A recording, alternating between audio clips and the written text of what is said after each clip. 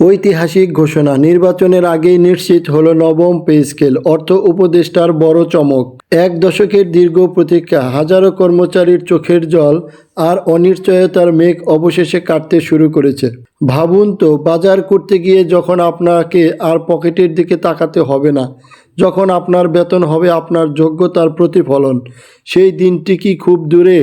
আজ সচিবালয় থেকে আসা একটি ঘোষণা কেবল সরকারি কর্মচারীর ভাগ্যই বদলাচ্ছে না, বরং আগামীর বাংলাদেশের এক নতুন অর্থনৈতিক মানচিত্র এঁকে দিচ্ছে। এটি কেবল টাকার অঙ্ক নয়, এটি লাখো পরিবারের মুখে হাসি ফোটানোর এক নিশ্চয়তা। আজ মঙ্গলবার ৩রা ফেব্রুয়ারি সচিবালয়ে ক্রয় সংক্রান্ত উপদেষ্টা পরিষদের বৈঠক শেষে অর্থ উপদেষ্টা ডক্টর সালেউদ্দিন আহমেদ যা বললেন তা প্রশাসন পাড়ায় রীতিমতো উৎসবের আমেজ নিয়ে এসেছে। তিনি স্পষ্ট করে জানিয়েছেন যে অন্তর্বর্তী সরকার কেবল একটি বাজেট বা পরিকল্পনা দিয়ে যাচ্ছে না, বরং নবম পে স্কেলের জন্য প্রয়োজনীয় অর্থের সম্পূর্ণ যোগান নিশ্চিত করে দিয়ে যাচ্ছে।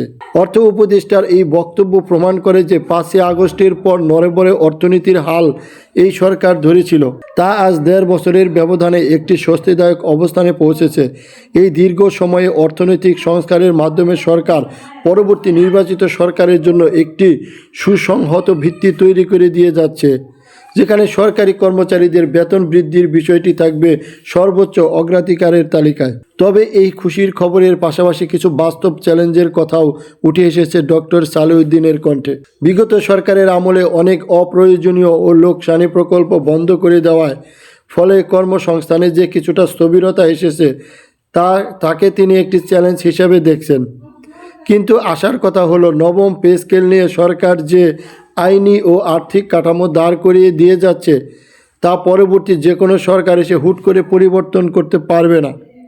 যদিও এই বিশাল কাঠামো বাস্তবায়নে কিছুটা সময়ের প্রয়োজন, তবুও অর্থের নিশ্চয়তা থাকায় কর্মচারীদের মনে এখন আর কোনো সংশয় নেই। এটি সরকারের একটি সুদূর প্রসারী অর্থনৈতিক কৌশল, যা প্রজাতন্ত্রের কর্মচারীর জীবনযাত্রার মান উন্নয়নে এক বৈপ্লবিক পদক্ষেপ।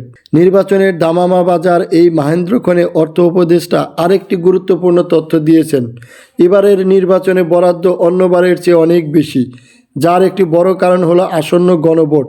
তবে তিনি সরাসরি পরিষ্কার করে দিয়েছেন যে এই বরাদ্দ কোনো বিশেষ হ্যাঁ ভোটের প্রচারণের জন্য নয়, বরং গণতান্ত্রিক প্রক্রিয়াকে সুসংহত করার জন্য। সব মিলিয়ে একদিকে আসন্ন সাধারণ নির্বাচন, অন্যদিকে নবম পে স্কেলের নিশ্চিত বাস্তবায়ন, এই দুই মিলে আজ বাংলাদেশে ঐতিহাসিক সন্ধিক্ষণে দাঁড়িয়ে। সরকারি কর্মচারীদের দীর্ঘদিনের বঞ্চনা দূর করে তাদের হকের টাকা পকেটে পৌঁছে দেওয়ার যে অঙ্গীকার আজ অর্থ উপদেষ্টা করলেন,